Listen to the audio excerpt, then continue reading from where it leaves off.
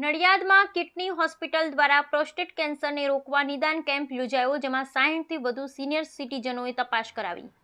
નડિયાદ સહિત સમગ્ર રાજ્યમાં કિડનીના રોગોના નિદાન માટે જાણીતી નડિયાદની Muljibhai Patel urological hospital kidney દ્વારા ખાસ નિદાન કેમ્પનું વિનામૂલ્યે આયોજન કરવામાં આવ્યું હતું. આ કેમ્પમાં 22 ગામના 50 વર્ષથી ઉંમરના 60થી વધુ સિનિયર સિટીઝનોએ તપાસ કરાવી હતી. મુળજીભાઈ પટેલે યુરોલોજીકલ હોસ્પિટલ નડિયાદ, જે નડિયાદ કિડની હોસ્પિટલ છેલ્લા 45 વર્ષથી ભારતની સર્વપ્રથમ કિડની તેમજ મૂત્રાશયના રોગોનું સચોટ નિદાન તેમજ સારવાર માટે કાર્યરત છે.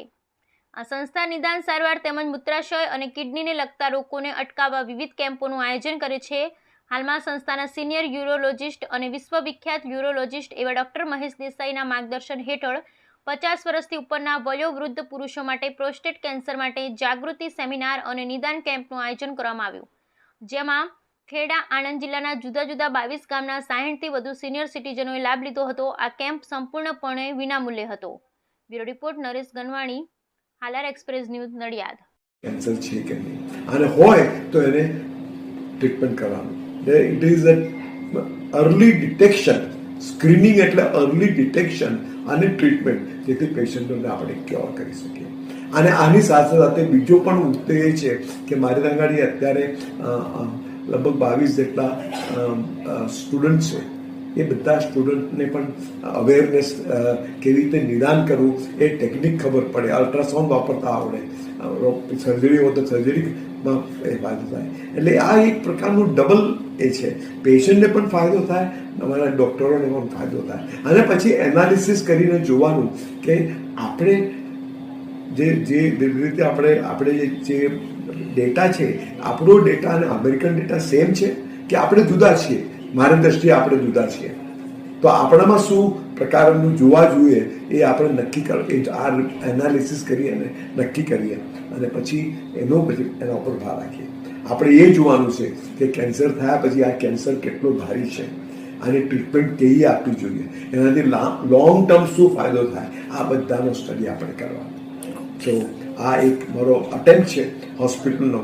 અને હોસ્પિટલ આવા બધા ઘણા કેમ્પ કરતા હોય છે. પહેલાં અમે સ્ટોનનો કર્યો હતો, આનો પ્રોસ્ટેટનો કરીએ છીએ, પછી આ લેડીઝનો કરવાના છીએ અને પછી કિડનીનો કરીશું.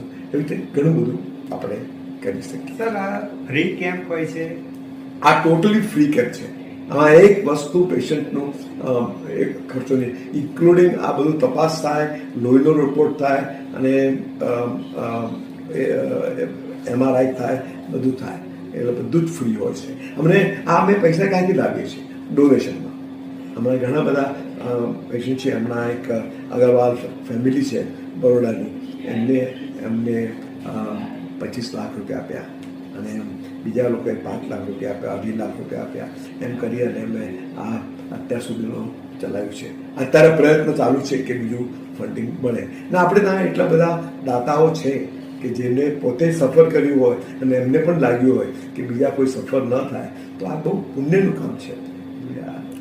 સર, અત્યારે કયા લેટેસ્ટ મશીનથી અહીંયા આ સૌથી મારી પાસે હું બતાવું તમને કે એને એ માઇક્રો અલ્ટ્રાસાઉન્ડ કહેવામાં આવે છે, કે જેને એ 29 મેગાસ છે. એટલે અંદર અમે જ્યારે રેક્ટલ સ્કેન કરીએ તો પ્રોસ્ટેટ આખું મેગ્નિફાઈડ 300 ટાઈમ્સ મોર. એટલે એમાં નાનો રોગ હોય તો આપણને ખબર પડે ને એ જોવા જેવું મશીન છે. આજે કેટલા સિનિયર સિટીઝનોને ચેકઅપ કરવાના છે? આજે લગભગ મને દસે 65 જણા બુક થયા છે. બીજા લોકો સીધા આવ્યા છે, પણ બીજા 65 લોકોને કરીશું. અને 65માં આપણું ડિવિઝન કર્યું છે. એમાં 17 લોકો એવા છે કે જેમનું PSA વધારે છે, અને એટલે એમાંથી નીકળે છે કે નહીં જોઈશું. Okay sir.